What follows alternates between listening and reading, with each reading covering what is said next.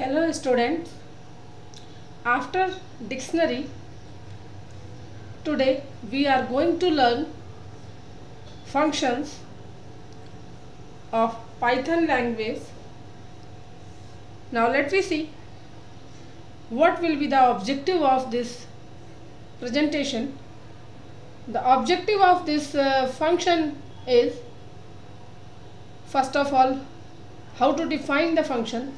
The objective of our this class, you will learn how to define a function, then you will see how to call the function, then method of specifying function arguments, and at the last about function recursion, or you may call it a recursion function. Now, what function can perform?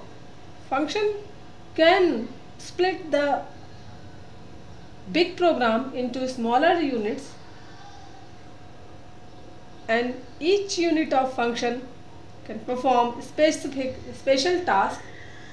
You can use function as a unit to perform specific or special task, or any object oriented task, and by using function you can break the program into smaller modular parts also.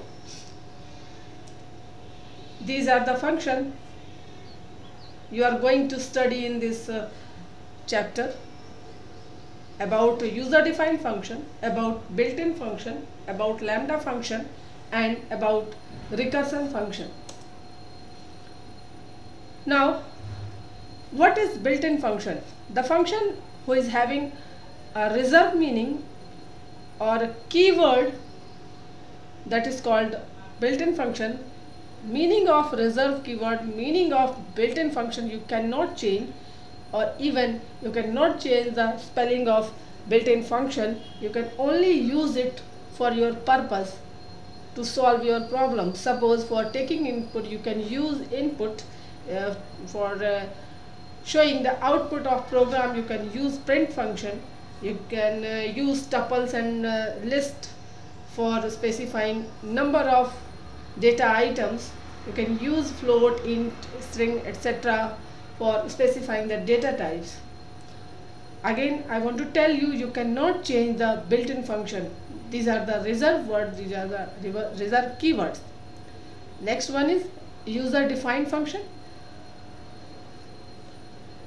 That built-in function was having with restrictions for user, but user defined function is not having any restriction. You can create any user defined function as per your choice, as per your requirement or need.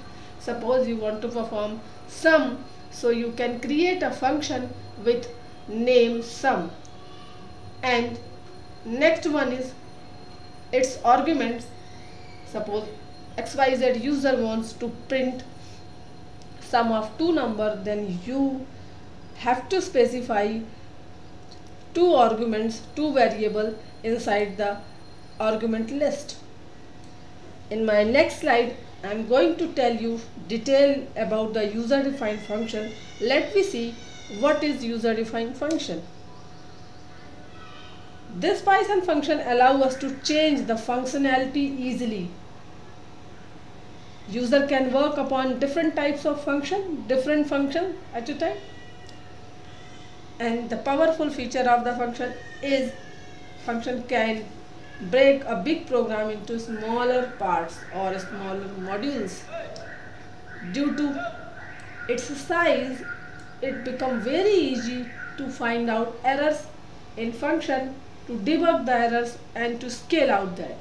So if function is a small unit, due to its size, it becomes very easy to manage the program rather than managing, finding, debugging the errors of a large program. Next feature of the function is its reusability. Create once, use many times. Create once and use many times. You can create a function definition at a time, and you may reuse it many times. You will see by using the example in next slides. But remember the sequence of its arguments when you are specifying the arguments in calling part of the function. Let me learn thoroughly how to define a function. To define a function, first of all, write the keyword def. This is the signature of function. It means you are going to create a function, def. Then identifier of the function or function identifier, or you can say function name. This is the function name part. Here you can specify function name as per your choice. No restriction. Only you have to follow the function identifier rules. As per function identifier rules, you have to specify the function name. Then parenthesis, opening parenthesis. This will have the list of arguments. It means how many variables you need to perform your operation. Then closing braces or bracket or parenthesis. After specifying the argument list, parameter list, you have to write the colon sign to terminate your function. Now this is a simple example of a function. Again, def keyword for defining the function, then function name, parenthesis to specify function argument, parameters, and function terminator. Now function body, print hello from function. This will be printed when you are executing the function or calling the function. Remember, here your function is not having arguments here, so in calling part of the function you need not to specify any argument. See this example, how to call a function. As I told you in previous slide, you may call a function many times after giving definition of function. Once you have defined a function, you can call it from another function, another program, another Python prompt also. So create a function or define a function, then you can call the function from any other program, from Python prompt, from anywhere. Then what you have to write to call a function? So remember students, to call a function, simply type the function name and as per function definition specify the argument list. You have to remember this part very carefully. You have to use this part very carefully. To call a function, simply type the function name and appropriate parameter. Appropriate parameters means whatever argument list you have given in definition part, same number of arguments you have to specify in the calling part also. Let me see another example. Def, again defining the function, function name, argument list, only one argument you can see, function terminator, function body means function task, means what user want to perform. User want to print fname with default text calling, means in calling part you have to specify the fname and this will calling part will come after fname. Again I want to tell you the reusability of function. Here first time in calling part, this is the calling part, okay, this is the calling part. In first calling statement I have written my function, this is a function name, as I told you, simply write the function name.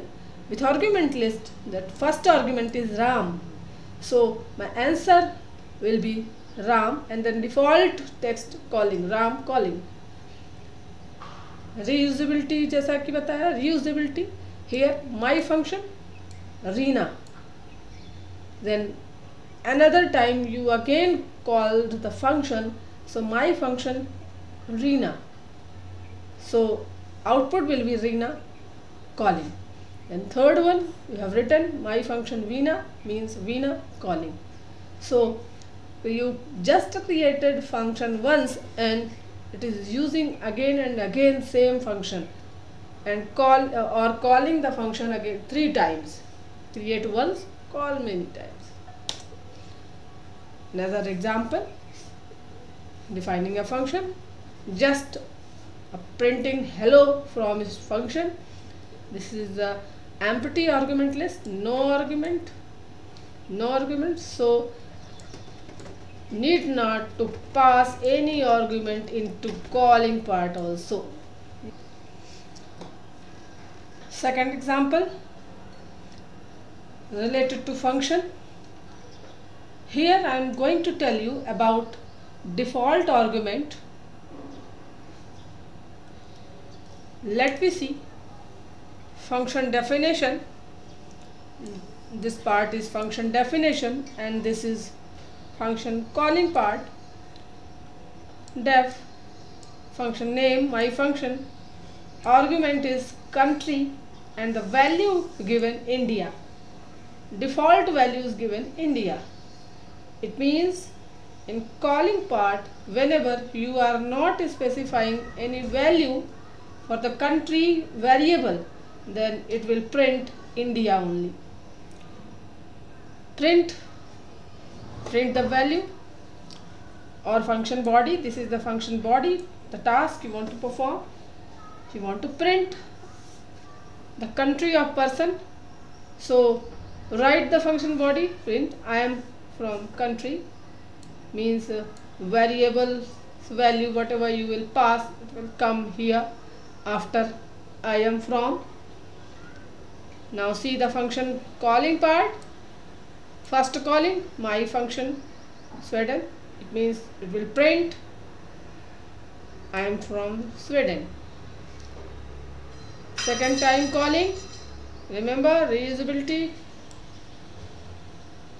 Norway. Third part, here you have not specified any value, then definitely it will print the default value given in function definition, that is India. Last function calling, my function Brazil, so last function calling statement will print Brazil. Next, third example, again same example, without argument list, def function, no argument, function body. Here I am going to print a message, I am learning Python function, then calling of the function with no argument. When function calling part is written by the user, it will execute the function definition and print whatever is written in function body. Remember, when you are calling the function, then only function performs specific task, otherwise function remains passive. Then output, this is the output.